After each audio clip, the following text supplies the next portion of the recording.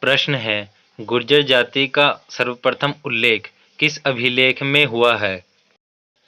उत्तर है पुलकेशिन द्वितीय के ऐहोल अभिलेख में। बाणभट्ट के हर्षचरित में भी गुर्जरों का उल्लेख किया गया है।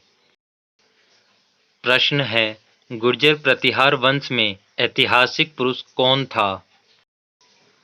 उत्तर है हरिश्चंद्र। प्रश्न है, गुर्जर प्रतिहार वंश का संस्थापक कौन था? उत्तर है नागभट्ट प्रथम, जिसका शासनकाल 730 ईस्वी से 756 ईस्वी तक था।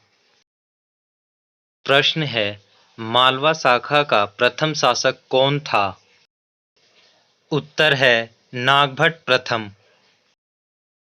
प्रश्न है, किस शासक ने कन्नौज पर आक्रमण करके धर्मपाल द्वारा मनोनीत चक्रायुद्ध को पराजित किया था? उत्तर है नागभट्ट द्वितीय, जिनका शासनकाल 800 से 833 ईस्वी तक रहा। प्रश्न है, गुर्जर प्रतिहार शासक नागभट्ट द्वितीय को किसने हराया था? उत्तर है राष्ट्रकूट सम्राट गोविंद तृतीय ने।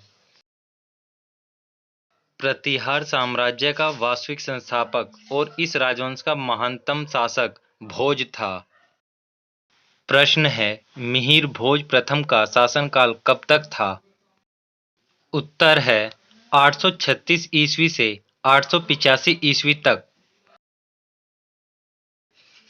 उज्जैन के भोज परमार से उसका अर्थात प्रतिहार शासक भोज का अंतर बताने के लिए उसे अर्थात प्रतिहार शासक भोज को मिहिर भोज भी कहा जाता है। भोज की प्रशंसा अरब यात्री सुलेमान भी करता है तथा उसे वरुआ कहता था। प्रश्न है, प्रसिद्ध विद्वान राजशेखर किस प्रतिहार शासक के दरबार में थे? उत्तर है महेंद्रपाल प्रथम, जिनका शासनकाल 885 ईस्वी से 909 ईस्वी तक रहा। प्रश्न है, प्रसिद्ध विद्वान राजशेखर ने किन किन ग्रंथों की रचना की है? उत्तर है राजशेखर ने कर्पूर मंजरी, बाल रामायण, बाल महाभारत तथा काव्य मीमांसा, विशाल भंजिका, भुवन कोश तथा हरविलास आदि ग्रंथों की रचना की है।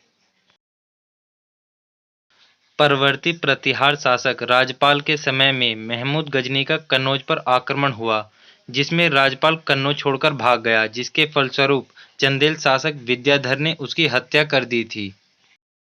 प्रश्न है, किस बगदाद यात्री ने गुर्जर प्रतिहार राज्य को अल जूजर कहा है तथा राजा को बोरा कहता था?